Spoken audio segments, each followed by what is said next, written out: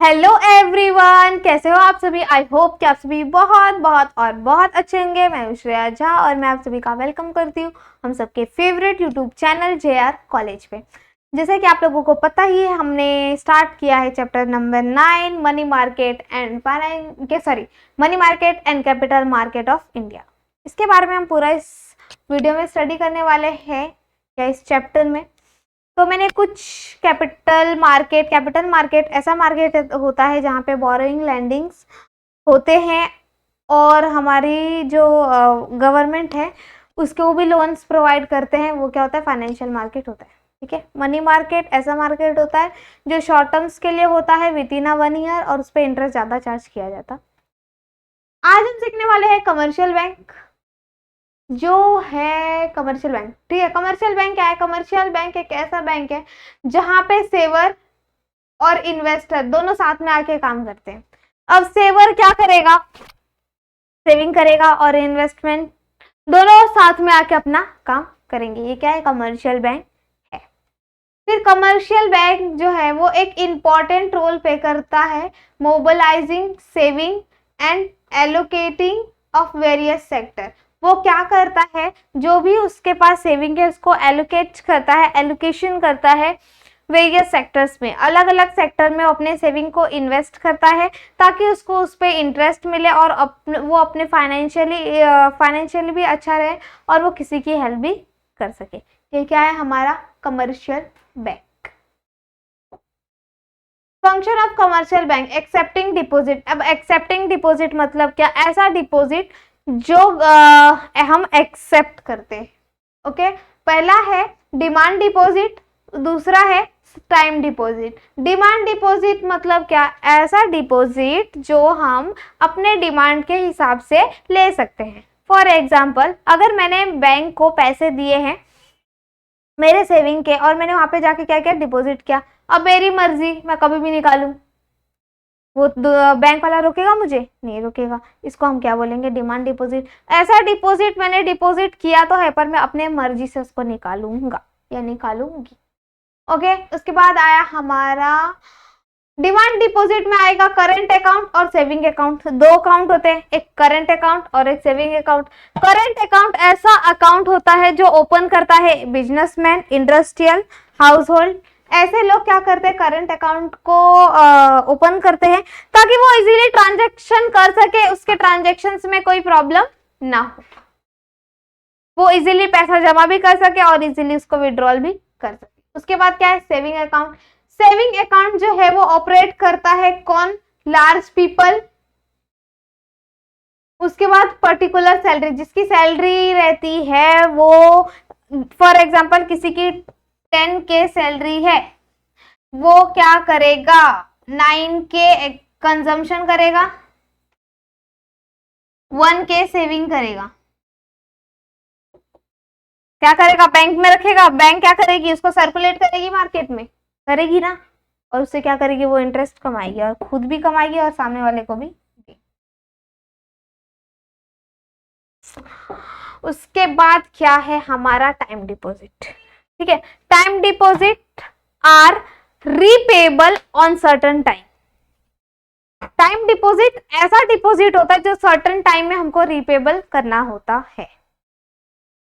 अगर मैंने मेरे बैंक को दिया कि मुझे 5 साल के लिए मेरी एफडी करानी है, क्या 5 साल के लिए मुझे एफडी करानी है, अगर मैं 5 साल बाद उस पैसे को लूंगी तो मुझे कहीं ना कहीं प्रॉफिट होगी।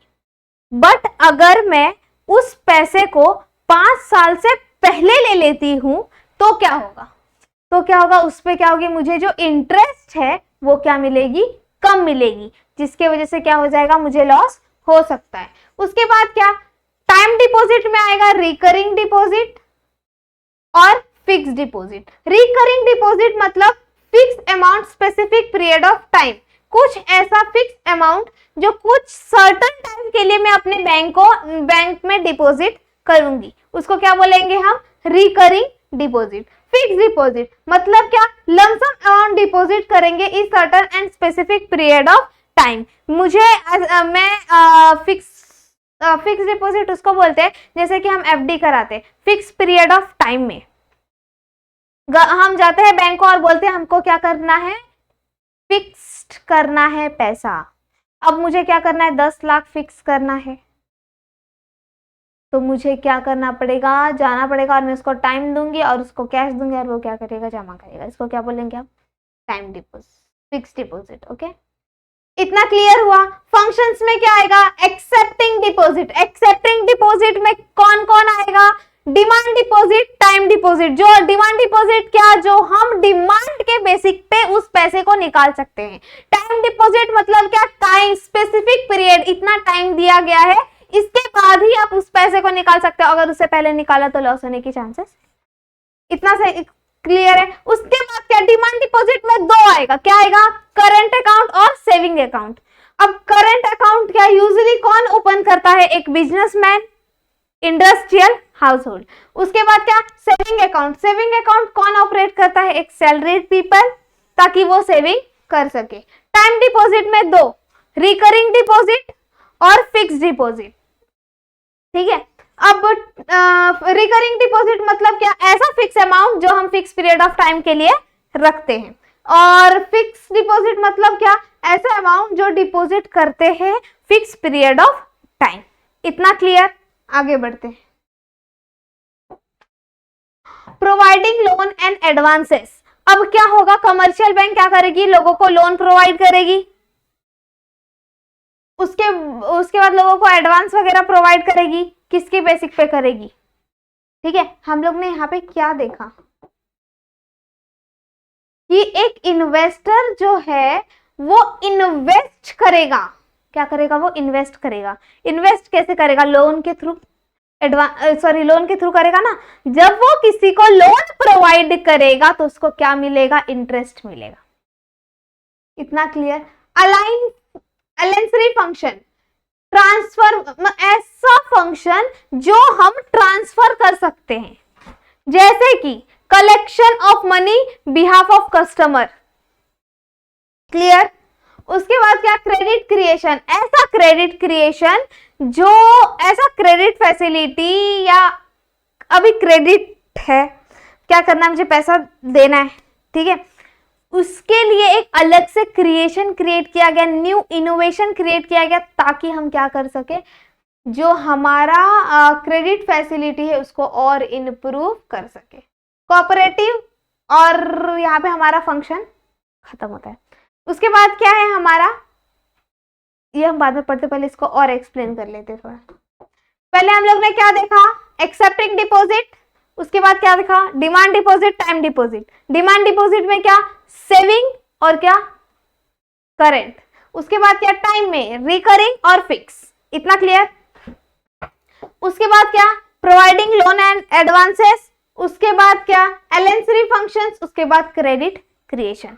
ये है topic number C, cooperative bank. Cooperative bank मतलब क्या, ऐसा बैंक जो विलेज एरिया में लोगों की हेल्प करती है, स्मॉल सेक्टर्स को डेवलप करती है और स्मॉल सेक्टर्स के ऊपर वर्क करती है, और उनको जो स्मॉल इंडस्ट्रीज है या स्मॉल बिजनेसमैन है या पुअर फार्मर है, वो लोग को हेल्प करती है, ताकि वो फाइनेंशियली